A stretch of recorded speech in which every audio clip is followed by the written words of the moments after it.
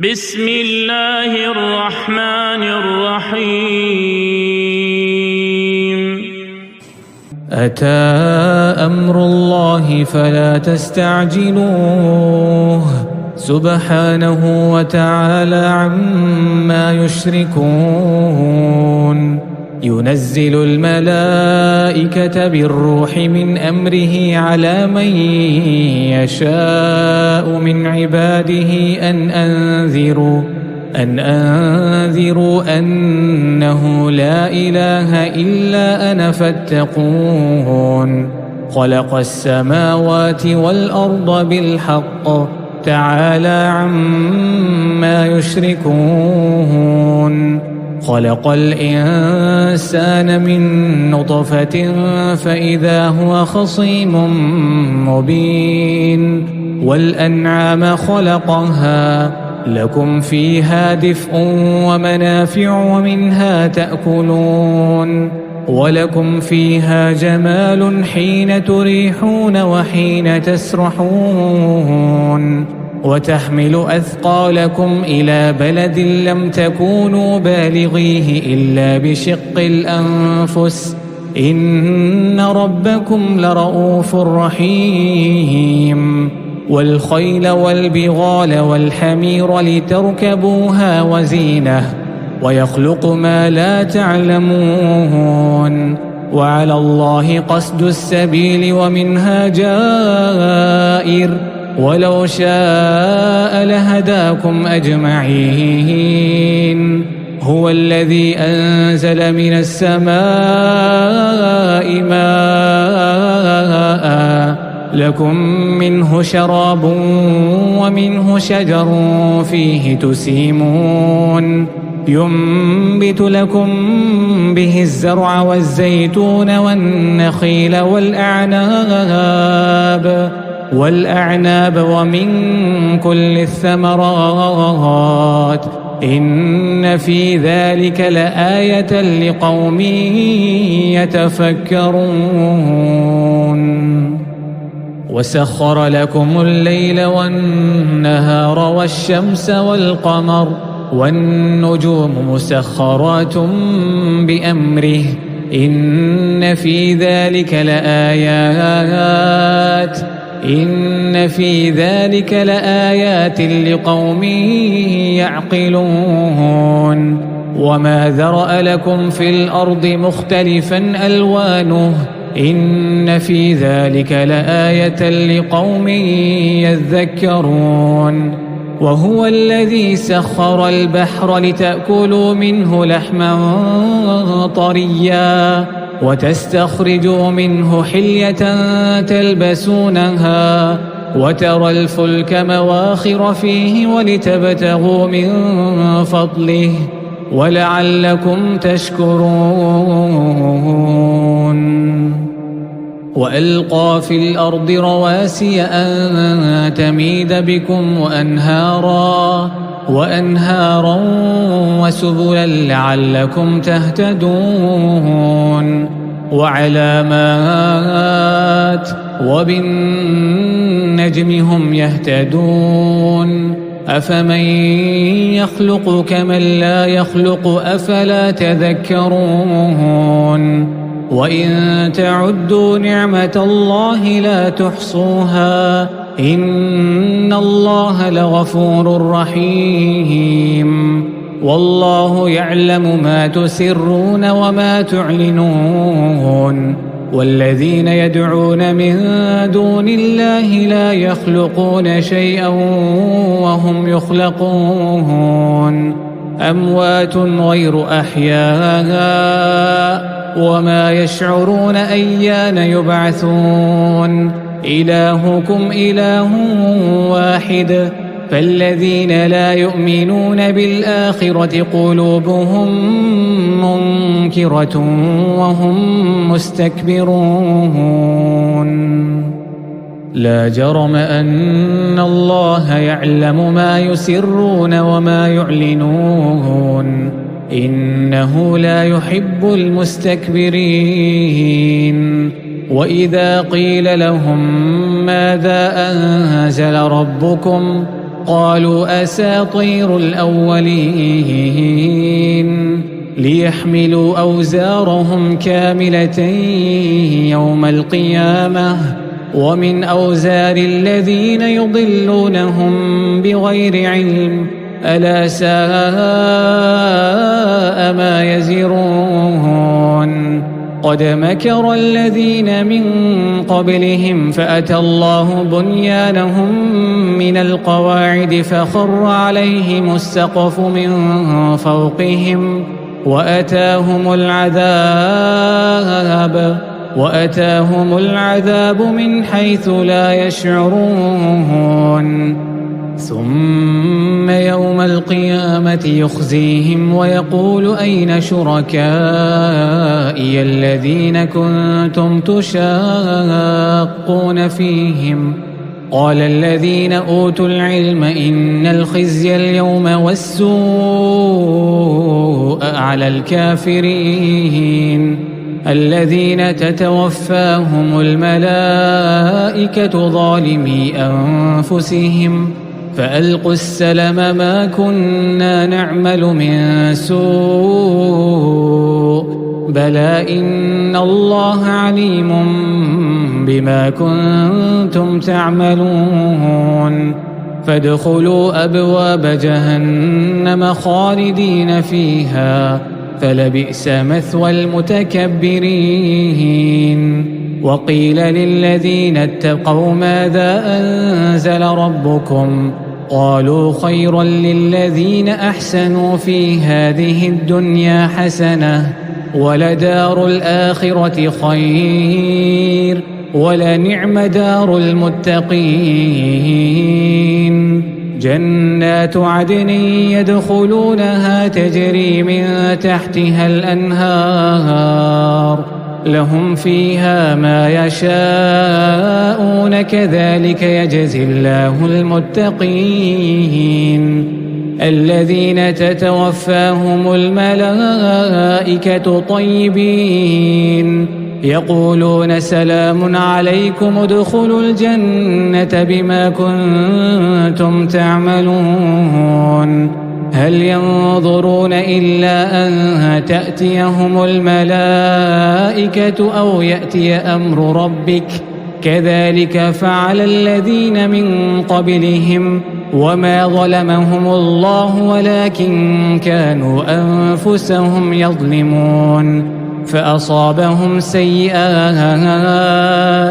فأصابهم سيئات ما عملوا وحاق بهم ما كانوا به يستهزئون وقال الذين أشركوا لو شاء الله ما عبدنا من دونه من شيء نحن ولا آباؤنا ولا حرمنا من دونه من شيء كذلك فعل الذين من قبلهم فهل على الرسل إلا البلاغ المبين ولقد بعثنا في كل أمة رسولا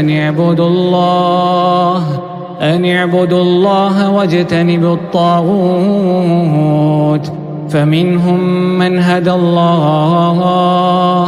فمنهم من هدى الله ومنهم من حقت عليه الضلالة فسيروا في الأرض فانظروا كيف كان عاقبة المكذبين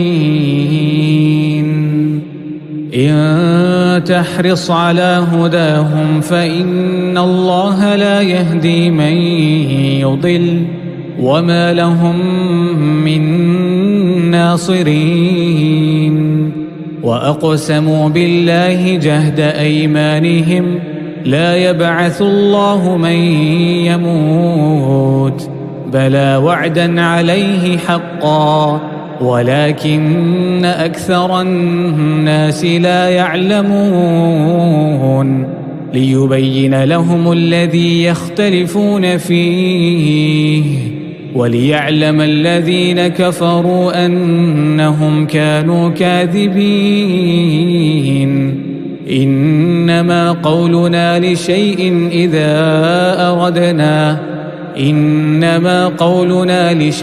إذا أردناه أن نقول له كن فيكون. والذين هاجروا في الله من بعد ما ظلموا لنبوئنهم في الدنيا حسنة ولأجر الآخرة أكبر لو كانوا يعلمون. الذين صبروا وعلى ربهم يتوكلون. وما أرسلنا من قبلك إلا رجالا نوحي إليهم فاسألوا أهل الذكر إن كنتم لا تعلمون. بالبينات والزبر وأنزلنا إليك الذكر لتبين للناس ما نزل إليهم ولعلهم يتفكرون. أفأمن الذين مكروا السيئات أن يخسف الله بهم الأرض أو يأتيهم العذاب من حيث لا يشعرون أو يأخذهم في تقلبهم فما هم بمعجزين أو يأخذهم على تخوف فإن ربكم لرؤوف رحيم. أولم يروا إلى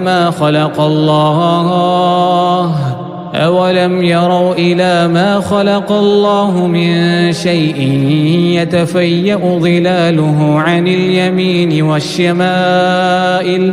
عن اليمين والشمائل سجدا لله وهم داخرون. ولله يسجد ما في السماوات وما في الأرض من دابة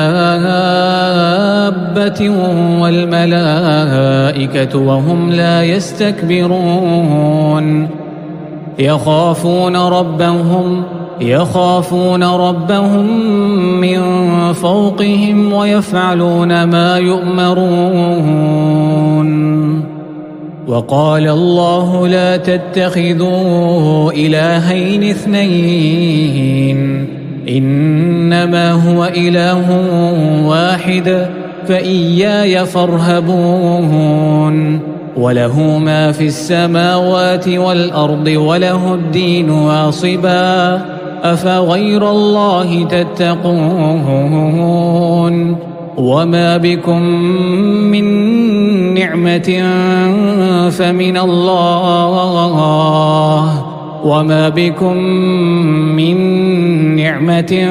فمن الله ثم إذا مسكم الضر فإليه تجأرون. ثم إذا كشف الضر عنكم إذا فريق منكم بربهم يشركون. ليكفروا بما آتيناهم فتمتعوا فسوف تعلمون. ويجعلون لما لا يعلمون نصيبا مما رزقناهم تالله لتسألن عما كنتم تفترون. ويجعلون لله البنات سبحانه ولهم ما يشتهون. وإذا بشر أحدهم بالأنثى ظل وجهه مسودا وهو كظيم يتوارى من القوم من سوء ما بشر به أيمسكه على هون أم يدسه في التراب ألا ساء ما يحكمون. للذين لا يؤمنون بالآخرة مثل السوء ولله المثل الأعلى وهو العزيز الحكيم. ولو يؤاخذ الله الناس بظلمهم ما ترك عليها من دابة ولكن يؤخرهم إلى أجل مسمى فإذا جاء أجلهم لا يستأخرون ساعة ولا يستقدمون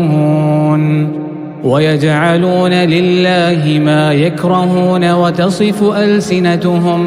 وتصف ألسنتهم الكذب أن لهم الحسنى لا جرم أن لهم النار وأنهم مفرطون تالله لقد أرسلنا إلى أمم من قبلك فزين لهم الشيطان أعمالهم فهو وليهم اليوم ولهم عذاب أليم وما أنزلنا عليك الكتاب إلا لتبين لهم الذي اختلفوا فيه وهدى ورحمة لقوم يؤمنون والله أنزل من السماء ماء فأحيا به الأرض بعد موتها إن في ذلك لآية لقوم يسمعون وإن لكم في الأنعام لعبرة نسقيكم مما في بطونه من بين فرث ودم لبنا خالصا سائغا للشاربين ومن ثمرات النخيل والأعناب تتخذون منه سكرا ورزقا حسنا إن في ذلك لآية لقوم يعقلون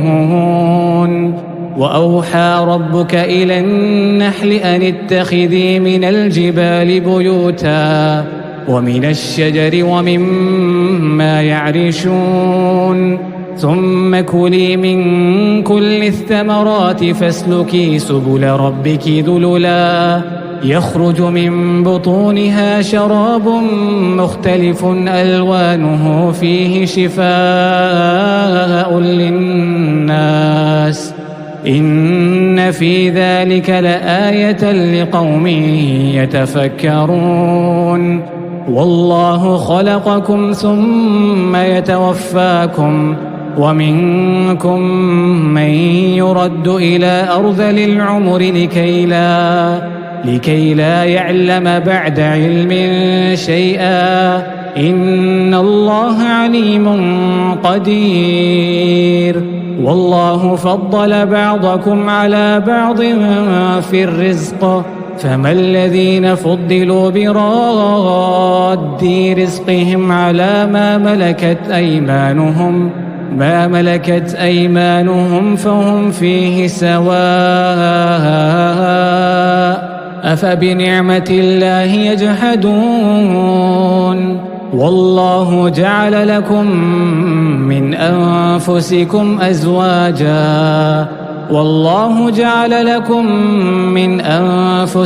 أزواجا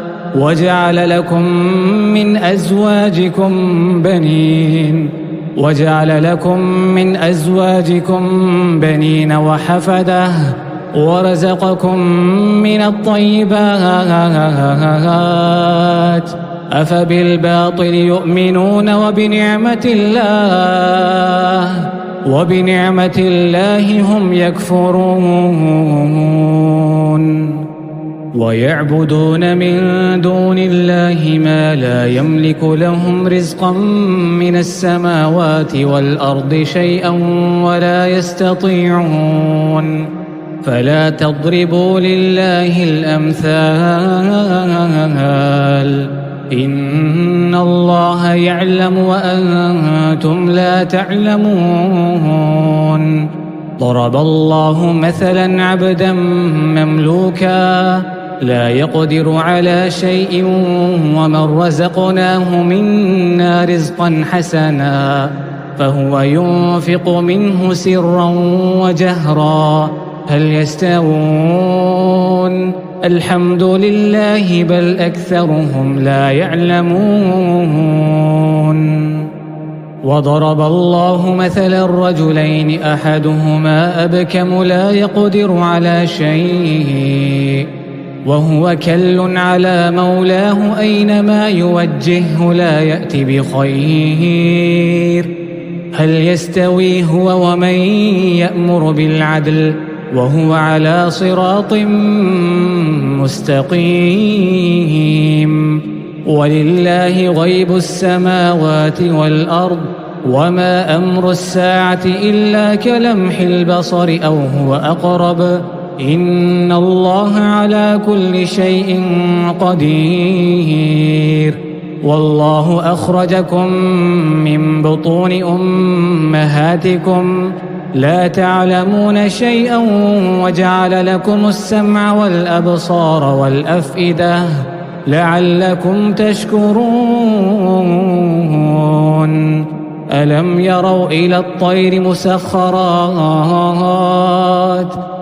يروا إلى الطير مسخرات في جو السماء ما يمسكهن إلا الله إن في ذلك لآيات لقوم يؤمنون والله جعل لكم من بيوتكم سكنا وجعل لكم من جلود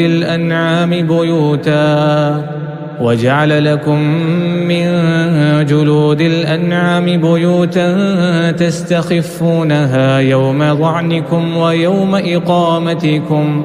ومن أصوافها وأوبارها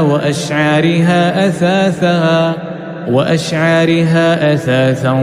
ومتاعا إلى حين والله جعل لكم مما خلق ظلالا وجعل لكم من الجبال أكنانا وجعل لكم سرابيل تقيكم الحر وسرابيل تقيكم بأسكم كذلك يتم نعمته عليكم لعلكم تسلمون فإن تولوا فإنما عليك البلاغ المبين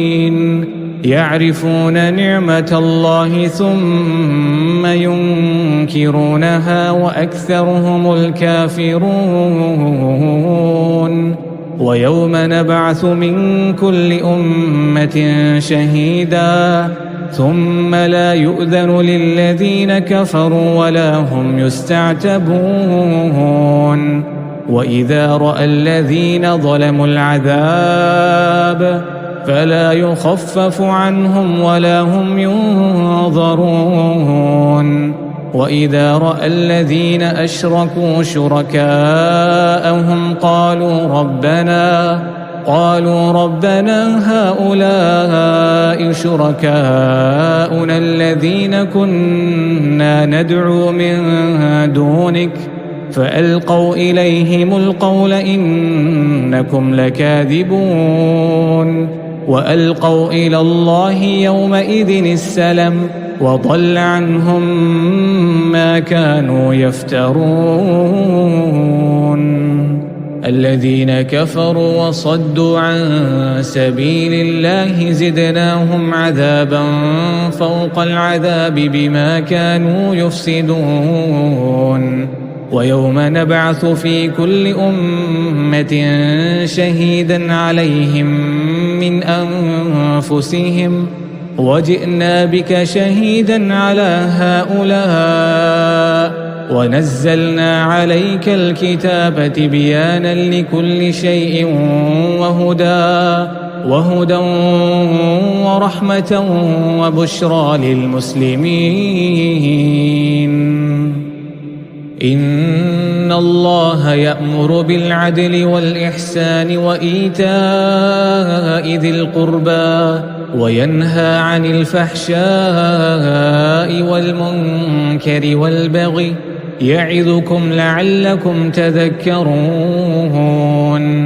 وأوفوا بعهد الله إذا عاهدتم ولا تنقضوا الأيمان بعد توكيدها وقد جعلتم الله عليكم كفيلا إن الله يعلم ما تفعلون ولا تكونوا كالتي نقضت غزلها من بعد قوة أنكاثا تتخذون أيمانكم دخلا بينكم أن تكون أمة هي أربى من أمة إنما يبلوكم الله به وليبينن لكم يوم القيامة ما كنتم فيه تختلفون ولو شاء الله لجعلكم أمة واحدة ولكن يضل من يشاء ويهدي من يشاء ولتسألن عما كنتم تعملون ولا تتخذوا أيمانكم دخلا بينكم فتزل قدم بعد ثبوتها وتذوقوا السوء بما صددتم عن سبيل الله ولكم عذاب عظيم ولا تشتروا بعهد الله ثمنا قليلا إنما عند الله هو خير لكم إن كنتم تعلمون ما عندكم ينفد وما عند الله باق ولنجزين الذين صبروا أجرهم بأحسن ما كانوا يعملون من عمل صالحا من ذكر أو أنثى وهو مؤمن فلنحيينه حياة طيبة ولنجزينهم أجرهم بأحسن ما كانوا يعملون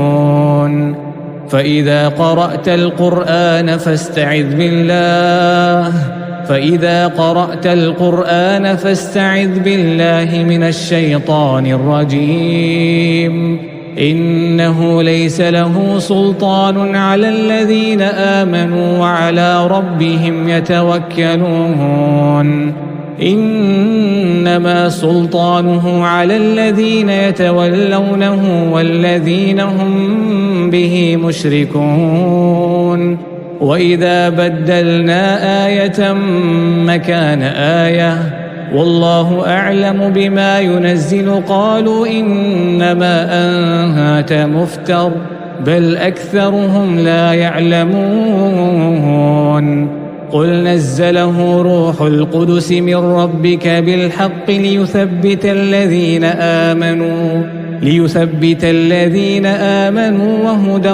وبشرى للمسلمين ولقد نعلم أنهم يقولون إنما يعلمه بشر لسان الذي يلحدون إليه أعجمي وهذا لسان عربي مبين إن الذين لا يؤمنون بآيات الله لا يهديهم الله ولهم عذاب أليم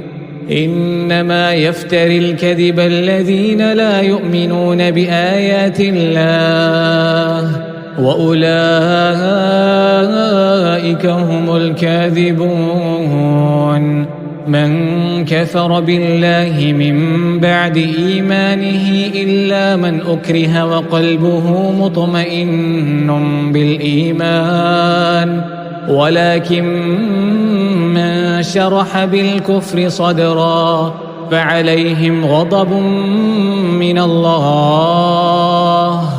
فعليهم غضب من الله ولهم عذاب عظيم ذلك بأنهم استحبوا الحياة الدنيا على الآخرة وأن الله لا يهدي القوم الكافرين. أولئك الذين طبع الله على قلوبهم وسمعهم وأبصارهم، وأولئك هم الغافلون.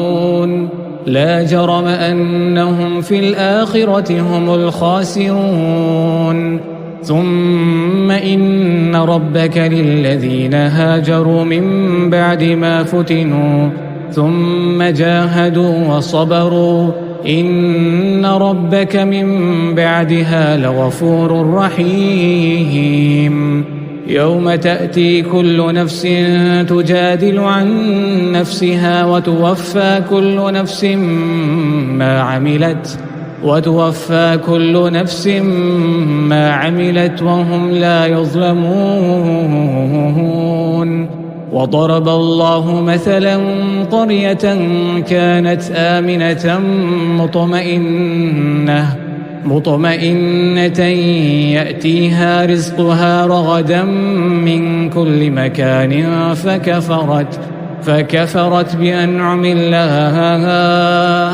فأذاقها الله لباس الجوع والخوف بما كانوا يصنعون.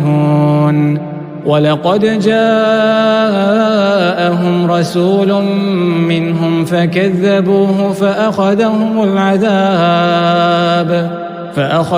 العذاب وهم ظالمون. فكلوا مما رزقكم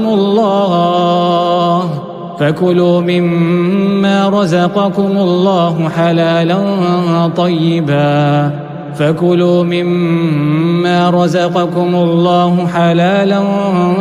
طيبا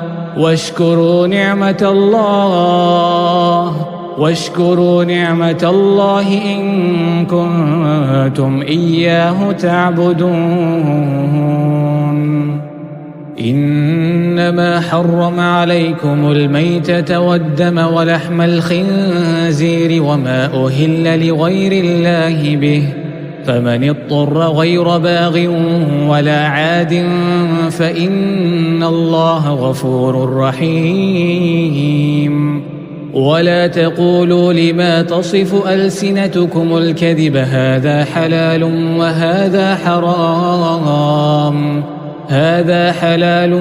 وهذا حرام لتفتروا على الله الكذب إن الذين يفترون على الله الكذب لا يفلحون. متاع قليل ولهم عذاب أليم. وعلى الذين هادوا حرمنا ما قصصنا عليك من قبل وما ظلمناهم ولكن كانوا أنفسهم يظلمون. ثم إن ربك للذين عملوا السوء بجهالة ثم تابوا من بعد ذلك وأصلحوا إن ربك من